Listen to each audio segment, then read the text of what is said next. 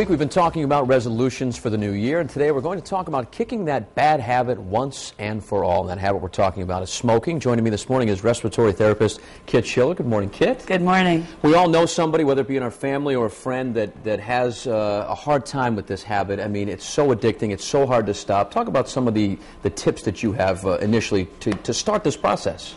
First of all, you really have to recognize what the addiction is. People that are in families with non-smokers who are trying to quit, it's real tough because everybody else thinks, well, what's wrong with you? Just quit. Right. It's not that easy. It's a true addiction. It's both physical and psychological, and there's two parts of it that you have to fight. Now, I chewed tobacco for 14 years, and I just quit cold turkey because I figured I needed my face in my mouth for my career. You know, it was like a kind of a, not only was it a life and death thing, but it was like, you know, hello, why are you doing this? But I did it alone, which was hard, but you say this isn't something that you should necessarily try doing alone.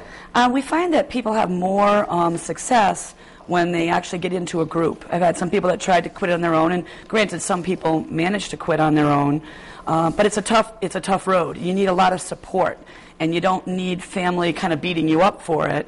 You need them to encourage you along the way. Yeah, that's right. I mean, we've tried, you know, taking the cigarettes, chopping them up, throwing them in the toilet, you know, adding up how much money. I mean, it's an expensive habit. It's like $3,000 a year, but sometimes the threatening tactics don't always work. They don't, actually. Sometimes people feel belligerent about that. Right. Yeah, because you're taking away something they like, and you're kind of beating them up for it. So our program kind of focuses on you changing your lifestyle and rewarding yourself for getting away from this habit. And one thing that I think people do that smoke, they ignore what cigarettes are actually doing to their bodies. Oh, they totally do. They're in complete denial. What are some of those things? I always tell my classes that none of you believe anything that's being told to you about what this is doing to you and how you're destroying your health. I often say to them, you still feel okay, but by the time you don't feel okay, you will have done so much damage to your lungs that some of it will not be able to be reversed. It's never too late to quit, though, because as you continue to smoke, you continue to make more damage. So the way to turn that around is to get a grip on what this is doing to you and how to get away from it.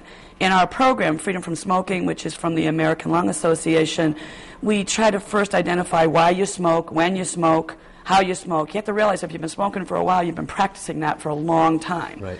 And you have to get out of that habit. There's a lot of habit cigarettes that smokers will realize, oh, I just lit up. So always my first task for them in my class is get the cigarettes inconvenient. They need to be out in your car, or they can't be sitting next to you because you're going to light it without even thinking about it. All right, great tips, Kit. Thanks so much for coming in this morning. We have much more information about quitting smoking on our website at foxprovidence.com.